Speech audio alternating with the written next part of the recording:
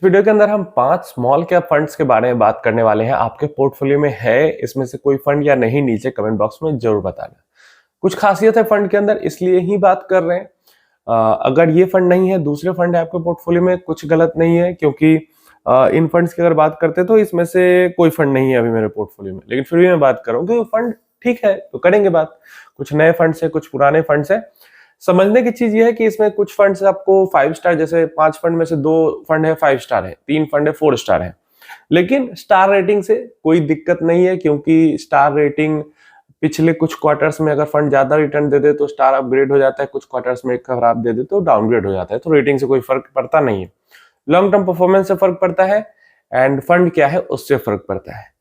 हम बात कर रहे हैं इन 5 फंड्स की। जो बात करेंगे इन सारे ही स्मॉल कैप फंड्स के अंदर खासियत ये है कि ठीक मतलब अच्छे परफॉर्मेंस के साथ लोएस्ट एक्सपेंस रेशियो वाले ये फंड्स है। मतलब इन 5 स्मॉल कैप स्कीम्स का जो एक्सपेंस रेशियो है वो सबसे कम है अच्छे परफॉर्मेंस के साथ।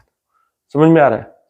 एक्सपेंस रेशियो मायने रखता है, इसलिए मायने रखता है क्योंकि 10-15 साल में 0.2, 0.3%, 0.4% का एक्सपेंस रेशियो का अंतर भी कई लाख रुपए का अंतर क्रिएट कर देता है। एंड अगर हम जाते हैं लाइक 20 ईयर्स, 25-30 ईयर्स की बात करते हैं तो वो फिर करोड़ में भी अंदर चला जाता है। एसआईपी के अमाउंट पे डिपेंड करता है, अगर ज्यादा एसआईपी कर रहे हो तो करोड़ में भी अंदर चला जाता है 30 साल में। क्लियर है? तो इसलिए एक्सपेंस रेशियो जरूरी है, लेकिन वही चीज है, सिर्फ एक्सपेंस रेशियो नहीं, एक्सपेंस रेशियो प्लस परफॉर्मेंस जरूरी है। क्लियर है? तो आइए जो उन फंड्स की हम बात करें, सबसे पहला हमारे पास फंड आ जाता है Invesco India small cap fund. Direct plan की हम बात कर रहे हैं, रेगुलर की न के बराबर बात करते हैं। जब डेटा नहीं मिलता है डायरेक्ट का तभी रेगुलर की बात करते हैं। इन्वेस्को स्मॉल कैप फंड ये एक 5 star rated small cap fund है वैल्यू रिसर्च के द्वारा, एंड 0.4% का ये एक्सपेंस रेशियो चार्ज करती है। यहीं पे Edelweiss small cap fund 4 star rated small cap fund है, 0.42% चार्ज करती है। ITI small cap fund again 4 star rated small cap fund है, ये भी 0.42% चार्ज करती है expense ratio. Mahindra small cap fund 0.42% charge करती है एक्सपेंस रेशियो, एंड बंधन small cap fund 0.47% small cap charge करती है एक्सपेंस रेशियो।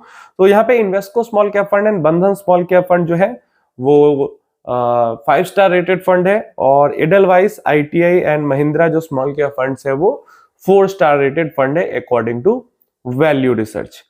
अब इन फंड्स का अगर परफॉर्मेंस की बात करते हैं तो 5 इयर्स में तो अच्छा है। पिछले 3 साल की हम यहाँ पे इसलिए बात कर रहे हैं क्योंकि 3 साल में जो 1.5-2 साल का परफॉर्मेंस है वो तो खराब ही है।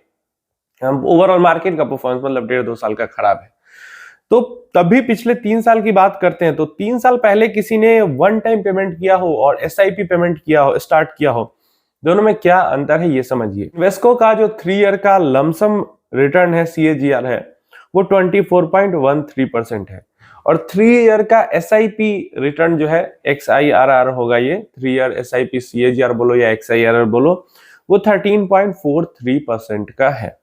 वहीं पे एडलवाइस स्मॉल कैप फंड का 20.69% का लमसम रिटर्न है एंड 10.39% का एसआईपी रिटर्न है 3 इयर्स में। आईटी स्मॉल कैप फंड का 25.57% का लमसम में रिटर्न है एंड 12.15% का एसआईपी रिटर्न है। वहीं पे महिंद्रा मैन्युलाइफ स्मॉल कैप फंड का 24.79% का लमसम में रिटर्न है और एसआईपी रिटर्न 10.91% का दिख रहा है। बंधन स्मॉल कैप फंड 30% तक टच कर रही है लमसम में एंड 17% का एसआईपी रिटर्न इसने पिछले 3 साल में दिया है। तो एक्सपेंस रेशियो भी इन फंड्स का काफी कम है, और एसआईपी रिटर्न्स या लमसम रिटर्न्स की बात करते हैं तो जो पिछले 3 साल के हालात है, 3 साल का नहीं, 1 साल तो मतलब पीछे बढ़िया था, 2024 में सितंबर के बाद के जो हालात हैं वो स्मॉल कैप्स के लिए खासकर ज्यादा खराब रहे, बावजूद उसके ठीक ठाक सा परफॉर्मेंस, अच्छा सा परफॉर्मेंस हमें देखने को मिल गया।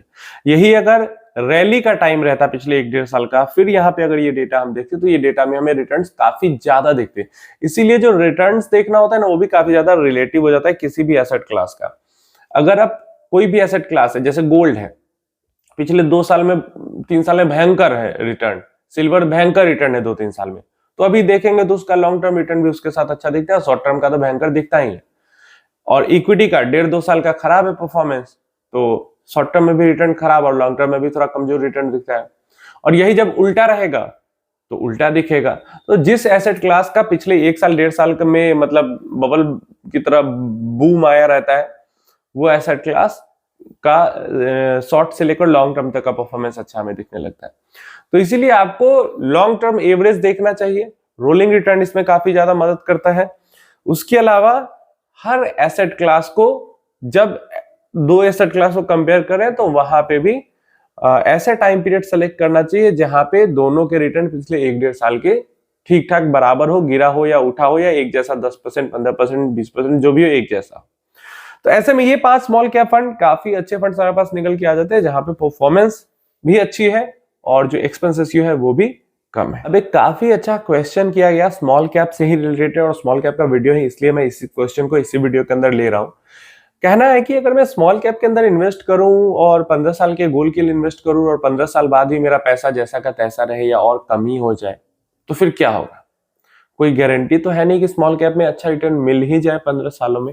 अब देखिए क्या है, यहाँ पे मैं चीजें समझाता हूं कैसे आप लोग गलत हो जाते हो। अगर 15 साल में स्मॉल कैप में रिटर्न नहीं मिलेगा, इसका क्या आप मतलब समझ रहे? इसका मतलब है कि हमारे भारत की जो स्मॉल कैप कंपनीज हैं वो 15 साल में ग्रो नहीं कर पाएंगी। और अगर ऐसा फेज भारत में आएगा कि 15 साल तक स्मॉल कैप कंपनी डेड है, ग्रो नहीं कर पा रही है, तो फिर भारत भी ग्रो नहीं कर पाएगा, फिर भारत के हालात बहुत बुरे रहेंगे। जिसकी उम्मीद अभी के टाइम पे अगर आप देखो तो ना के बराबर है कि अगला 15 साल का फेज, हाँ अगला 25-30 साल के बाद का 10 साल का फेज हो सकता है म्यूटेड हो जाए, लेकिन अभी के लिए अगला 15 साल का म्यूटेड फेज होना बहुत ज्यादा मुश्किल, ना के बराबर मुमकिन समझ में आता है। क्यों? क्योंकि आप अपने चारों तरफ देखो ना, आप अपने चारों तरफ देखो, क्या आपको लग रहा है कि बिजनेसेस ग्रो नहीं करेंगी, बिजनेस डेड हो जाएंगी, खत्म हो जाएगा, मतलब सैकड़ों कंपनियां खत्म हो जाएगी, ऐसा आपको लग रहा है? अगर ऐसा लग रहा है तो फिर ठीक है, जो आप सोच रहे हो सही है, ऐसा नहीं लग रहा है तो आप गलत सोच रहे हो। दूसरा, ठीक है ऐसा सिनारियो आ भी जाता है तो कोई कुछ नहीं कर सकता, ना मैं, ना आप, ना कोई और, कोई कुछ नहीं कर सकता। मान लो अगर आज आपने सोना खरीदा और 10 साल तक सोना नहीं बढ़ा, फिर क्या करोगे? आप किसके पास कंप्लेन लेकर जाओगे? ठीक है, इक्विटी एक एसेट क्लास है और इक्विटी के बारे में आप किसी को बोल देते हो कि हाँ इक्विटी के अंदर में उसने बताया था, उसने बताया था, उसने बताया था, 10 साल में कुछ पैसा बना नहीं। गोल्ड तो आप अपनी सोच समझ से खरीद सकते हो और वो 10 साल तक नहीं बनेगा, फिर आप किसके पास कंप्लेन लेकर जाओगे? क्यों? क्योंकि ऐसा पास्ट में हो चुका है। गोल्ड, सिल्वर जैसे जो मेटल्स हैं, एसेट्स हैं, वो 10-10, 15-15 साल तक म्यूटेड रिटर्न, जीरो रिटर्न दे चुके हैं। तो वहां पे तो किसी के पास कोई कंप्लेन लेकर नहीं जाता। लेकिन स्मॉल कैप्स की बात आती है, स्मॉल कैप तो छोड़ दो, खासकर इक्विटी की ही सिर्फ अगर बात आती है तो वहां पे 50 तरीके का कंप्लेन हर जगह शुरू हो जाता है। तो देखिए हर एसेट क्लास, सिर्फ स्मॉल कैप की बात यहां पे नहीं हो रही। स्मॉल कैप वॉलेटाइल थोड़ा ज्यादा होता है, आपको दिख रहा है स्क्रीन पे, इसलिए आपको फील होता है। रियल एस्टेट 10-10 साल तक जीरो रिटर्न मिलते हैं। गोल्ड सिल्वर 10-10 साल तक जीरो रिटर्न मिलते हैं। इक्विटी में भी फेज ऐसा आ सकता है, जैसे घर खरीदोगे आप, एक बार मान लो 1 करोड़ का घर खरीदोगे तो 1 करोड़ हो सकता है 10 साल बाद भी 1 करोड़ हो या कम हो जाए। लेकिन इक्विटी में 1 करोड़ आप एक बार लगा दोगे, 1 करोड़ लगा दिया एक बार, तो हो सकता है 10 साल बाद वापस 1 करोड़ हो जाए या 1 करोड़ से कम भी हो जाए, डेफिनेटली ये पॉसिबल है। लेकिन इक्विटी में ऑप्शन है कि आप एक बार में 1 करोड़ क्यों लगाओगे, थोड़ा थोड़ा करके डाल दो। 1 करोड़ है तो मान लो 50-50 लाख करो, थोड़ा टाइम देके 25-25 लाख करो, 10-10 लाख करो टाइम देके, फिर रिटर्न, निगेटिव रिटर्न्स के चांसेस बहुत ज्यादा कम हो जाते हैं। जैसे पास्ट डेटा हमारा बताता है कि 5 साल प्लस के लिए इन्वेस्टमेंट करते हैं तो ऑलमोस्ट 5 साल प्लस के लिए इन्वेस्ट करते हैं तो ऑलमोस्ट 0% चांस होता है निगेटिव रिटर्न का।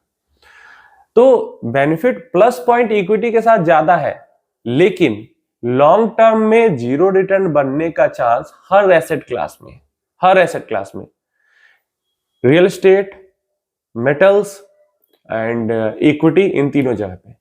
डेट में नहीं है, अगर डिफॉल्ट नहीं होता है तो डिफॉल्ट हो जाता है, तो डेट में भी जीरो क्या पैसा ही खत्म हो जाएगा।